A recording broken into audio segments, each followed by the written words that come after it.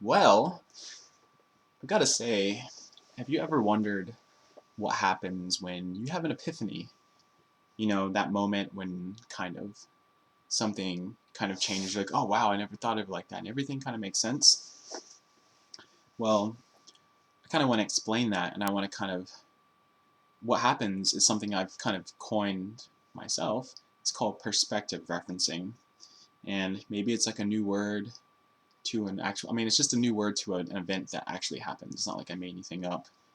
But basically, whenever you have an epiphany, you have a certain way of looking at something, and then when out of nowhere you have a perspective change, and then you reference your new perspective to the old perspective, and then that's where you get the epiphany from. See, it's all about perspective referencing, and that's how you get more epiphanies. So if you're trying to get more epiphanies and like aha moments in your life, then you have to do perspective referencing. And there's a couple ways to do that.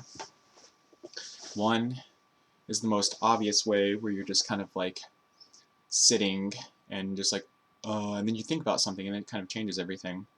And then the other way is, say, if you compared how you thought about something 4 years ago to where like how you think about it now, and you're like, man, I was that type of person. You kind of just think about those thoughts.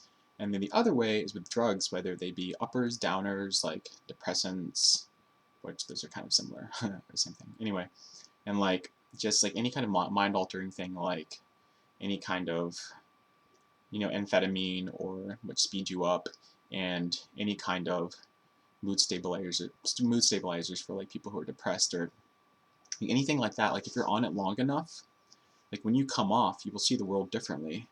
And when you do come off, you will have a newfound joy for how you are naturally.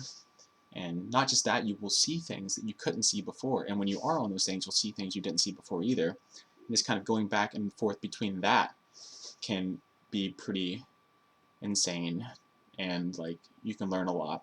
And yeah, I already said normal time. Okay, and now the next one is kind of just people. You can use other people to reference like their point of view, and you kind of like try to understand them and where they're coming from. And if you can do that successfully, then you can kind of see their perspective and then compare to your perspective, and then see the inconsistencies there, and then like X those out, and then you find truth in the matter, and you find maybe probably like a better way. And then the other way is basically just like, if you work hard towards something, and if you're constantly doing something, you will eventually reach like a plateau, or kind of like the top to a mountain, and you will be up there like, oh man, I've kind of done everything I can, and then you're like, oh crap, there's another mountain peak to climb, and then you can see like all more around you, and then like you can see a better picture of everything, and then you have to go to the next mountain, because if you don't, you'll stagnate, and stagnating is bad. And but yeah, basically perspective referencing, or maybe you can call it a paradigm, whatever you want, but it's a perspective. And when you cross-reference paradigms or perspectives, that's when you're like, oh, this doesn't line up with that. It's kind of like those picture things, like if they're line up the right colors or whatever, and like whatever doesn't line up, then that doesn't belong. And if it does line up, and sometimes it can make a brand new color that you didn't even know was there. And that's like some truth that's been evading you, and you find it when you compare perspectives, because every perspective holds some truth and some fallacy. They all do, and they vary by degree. But I think cross-referencing your perspectives until the more you do it, the less fallacies you'll have, and the more truth you'll have. And that's, I think, how one should live their life. I think people should work towards trying to find as many truths as possible, because yeah, fallacies get you faulty outcomes, and then truths and things that actually work get you good outcomes, I guess, or natural law outcomes. I'm very big on like universal natural laws that always happen, and like you have to do things a certain way.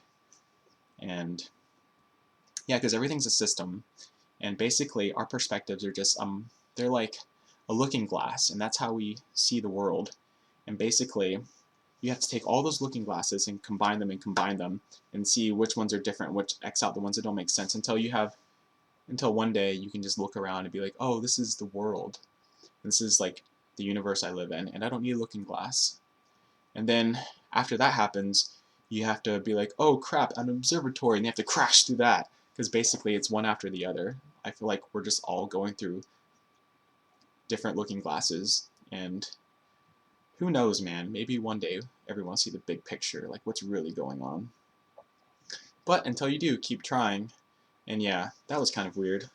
Oh, also, I have a new room and stuff. Ugh. Okay.